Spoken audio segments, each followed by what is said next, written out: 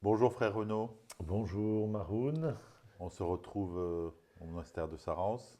Mhm. Très heureux de t'accueillir après une certaine période où on n'a pas eu la possibilité de faire Oui, des entrevues avec ton éclairage. Euh, nous sommes à la rentrée. oui, on est au début du mois de septembre, au tout début. Voilà, de quoi veux-tu nous parler ce matin? Ben voilà, on parle de rentrée. Il y a eu la rentrée scolaire qui a eu lieu il y a 3 jours. C'est un petit peu la période après les vacances de reprise, de remise en route. Il est bon que dans notre vie, voilà, on ait des cycles de remise en route. On a sans cesse besoin à la fois de vacances, de s'arrêter, de vaquer un temps pour soi, des vacances, mais après des vacances, il faut voilà, se remettre en route. Je pense que c'est un petit peu ce dynamisme humain qui sans cesse a besoin d'être ressollicité pour repartir. Alors aujourd'hui, ben, je voulais vous parler justement d'un événement de rentrée qui va avoir lieu dans tous les diocèses de France. À peu près, je crois, c'est plus de 130 diocèses qui organisent ce qu'on appelle un congrès mission qui va avoir lieu le dernier week-end de septembre dans tous les diocèses de France. Le congrès mission qui est justement une belle occasion de se remettre en route. Et comment se remettre en route? Eh bien, ce congrès mission qui aura lieu à Navarinx pour nous, pour le diocèse de Bayonne.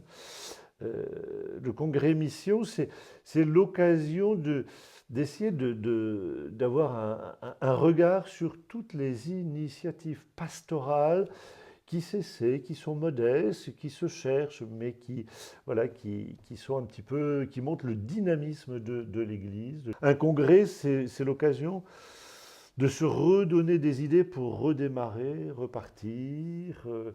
Euh, voilà, on n'a pas toujours beaucoup d'idées en recommençant une nouvelle année, mais le congrès mission, il est là justement pour mettre en lumière des initiatives qui marchent, qui fonctionnent, des initiatives un petit peu nouvelles, pastorales, pour proposer l'évangile aujourd'hui, pour faire connaître le Christ aujourd'hui. Voilà un petit peu. Et qu'est-ce qu'on a comme exemple de ce genre d'initiative? Par exemple, sur Navarinx, il y a des choses précises qui sont prévues. Alors oui, oui, ça sera du samedi au dimanche, du dernier week-end de septembre. Il y aura des ateliers où il y aura des témoins qui parleront de leur expérience, qui raconteront, eux, qu'est-ce qu'ils ont eu comme initiative pastorale qu'ils ont mise en œuvre et comment ça marche, les limites, les joies, les difficultés, mais aussi, voilà, euh, essayer de découvrir tout ce qui est en train de naître un petit peu dans l'Église. On voit ce qui ne fonctionne plus, ce qui autrefois marchait mais ne marche plus aujourd'hui.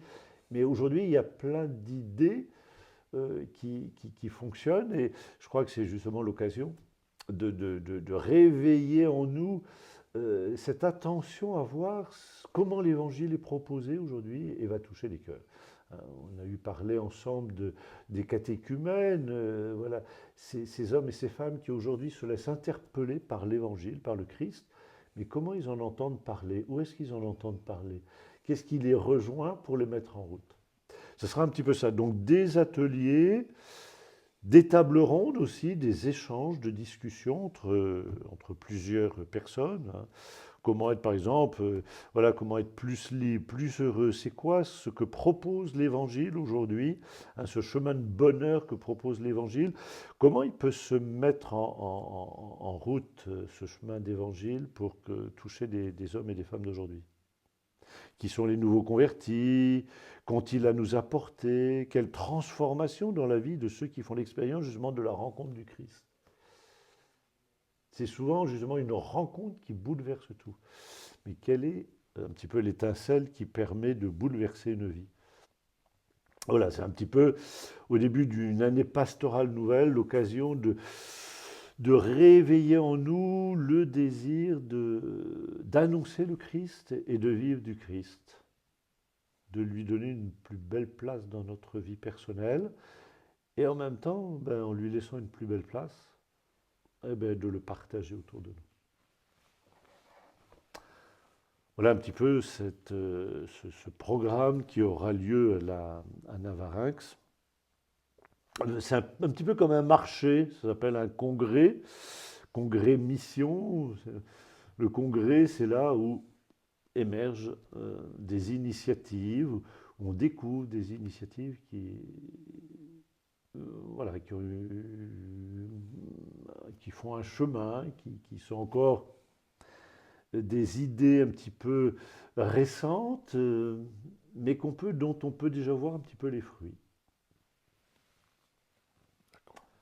Une invitation à se mettre en route pour cette année nouvelle, euh, avec les propositions alors, il y en a de toutes sortes. Je vois les ateliers, par exemple, prier en couple, c'est une force missionnaire. Découvrir pourquoi, comment prier en couple. Ben, souvent, c'est peut-être des attitudes spirituelles que les couples n'ont pas su bien mettre en place. Mais justement, ce serait audacieux, voilà, que dans les maisons, dans les familles, les couples osent prier ensemble, justement demander à Il Jésus. arrive qu'on voit que les couples, par exemple, pour la liturgie, chez les orthodoxes comme chez les catholiques, on voit des fois des couples, mais il y en a qui dit qu'il n'est pas très pratiquant et l'autre qui l'est. Et, alors, bien sûr, il y a des couples qui arrivent en couple à la messe ou à la liturgie, mais il y a aussi des couples qui arrivent seuls. Oui. Un des deux vient et l'autre non. Bien sûr, dans le respect de l'autre, c'est normal. Mais Mais alors, qu'est-ce qui les empêche d'être ensemble alors qu'ils sont ensemble oui, dans la vie? oui, oui. C'est une question. Alors peut-être que la liturgie, il peut y avoir un décalage dans la pratique de la liturgie dans un couple. Mais par exemple, la prière, s'arrêter quelques instants, se me placer sous le regard de Jésus, puis dire, mais qu'est-ce qu'on veut lui demander? De quoi on a besoin pour notre famille, pour notre couple? Qui est-ce qu'on voudrait lui confier? Ça, on peut le faire ensemble, hein, même si les Ça, pratiques de prière... probablement qu'on le fait ensemble d'une oui, manière oui, laïque, entre guillemets, ouais, puisqu'on s'occupe ensemble des affaires de tous les jours, ouais. des enfants, des problèmes, des machins. Et de Et dans, s'arrêter... dans le Oui, regard oui, vers oui. Dieu aussi, on peut le faire ensemble. Voilà, ça c'est tout à fait à la portée, je dirais, de chaque couple, même s'il y a un petit peu de, de disparité dans la vie spirituelle. Ce qui peut être légitime, mais on peut se rejoindre aussi là où il y a un petit point commun. Bon, voilà, c'est des exemples. Relire mon histoire pour essayer de témoigner des bienfaits que Jésus a fait dans ma vie.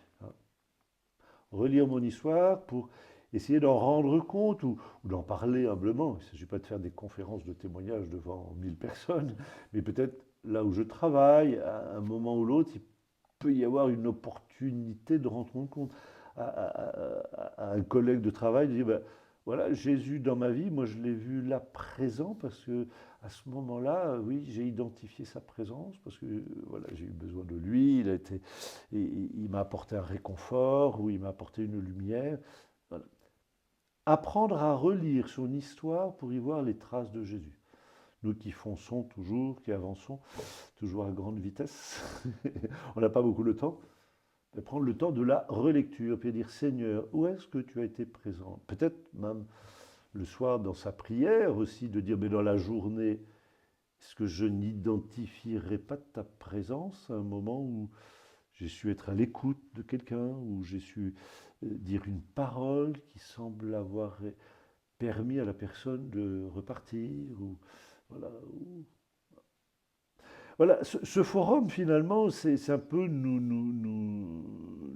donner des petites clés pour que Jésus soit davantage dans notre vie quotidienne. Ce n'est pas des grandes activités ou des grandes actions à mener.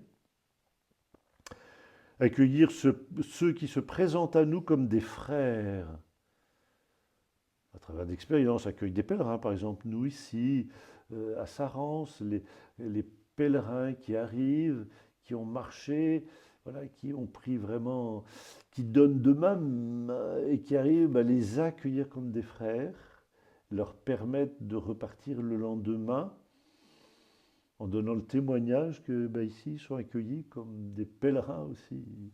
du Seigneur, hein. Là où vous avez accueilli l'un de mes petits qui sont mes frères, ben c'est moi que vous avez accueilli. Donc, savoir regarder l'autre qui passe comme justement un passage du Christ. Dieu me parle, je lui parle et je parle de lui. Dieu me parle, se mettre à l'écoute de la parole. Je lui parle parce que dans sa parole aussi résonne en moi.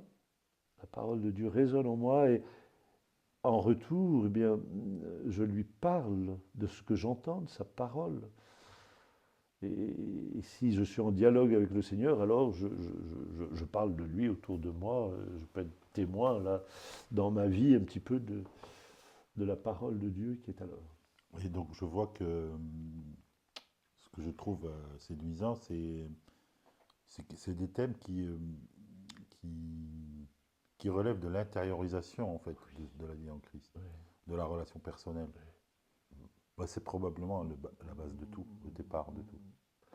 Oui. Et C'est pas oui, histoire de faire de la théologie, de la théorie, c'est d'intérioriser cette relation. voilà, oui. La mission, on est tous appelés à la mission parce que on peut d'une manière ou d'une autre rendre compte de ce qui nous habite. Ce qui est effectif en nous. Ce qui est effectif en nous. Voilà. Si on est chrétien, disciple du Christ, c'est que le Christ vit en nous. Comment je le laisse vivre en moi, comment voilà, je prends soin du Christ qui est en moi, et je prends soin de moi en prenant soin du Christ qui est en moi. Et ainsi, ma mission, elle commence là, et elle rayonne. Si le Christ vit en moi, alors il se passe des choses qui Ouais, voilà. effectivement rayonnent. Oui, je C'est ne moins, manifeste pas en donnant des leçons, mais en étant. voilà, Juste. en étant. Mais oui, c'est pas de la théorie sur le Christ, mais c'est voilà, de l'intériorité, de l'intime du Christ qui vit en moi. Voilà, ce congrès mission, un petit peu, il nous redonne à penser, il nous remet en route, il nous redonne goût du Christ et de partager un petit peu ce qui nous fait vivre. Voilà. Être missionnaire, c'est partager ce qui nous habite. Le thème, ce sera, c'est à l'amour que vous aurez les uns pour les autres, que tous reconnaîtront, que vous reconnaîtront pour mes disciples. À l'amour. Magnifique. Mais que le Seigneur nous accompagne sur ce chemin, dans notre vie professionnelle, dans notre vie scolaire, dans notre vie familiale, dans notre vie d'engagement associatif, dans tous les lieux où nous vivons. Que ce soit le début d'un beau chemin. D'un beau chemin. Belle rentrée. Merci Voilà. à vous. Merci mon frère. Merci bien.